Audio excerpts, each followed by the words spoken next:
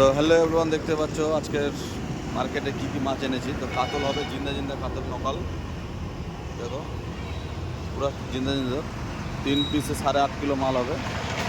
আর রুই হবে এখানে 1.25 কিলো সাইজের রুই। আর মিরকা হবে 1 কিলো 1.25 কিলো সাইজের। সিলভার হবে কিলো সাইজের। আর হবে পাপ্তা। আর হবে চিংড়ি, দেখতে পাচ্ছ চিংড়ি। তো আমার দোকানে 6 কোয়ালিটির মাছ, 1 2 3 4 5 6 কোয়ালিটির মাছ আছে আজকের মার্কেটে। তোমাদের কাদের কাদের লাগবে অপরের নাম্বারটি দেওয়া থাকবে, অবশ্যই কন্ট্যাক্ট করে নিও। যার যার মাছ লাগবে 9টার মধ্যে বা 10টার মধ্যে কন্ট্যাক্ট করে মাছ নিতে পারো। একদম নকাল মাছ হবে, দেখছো কেমন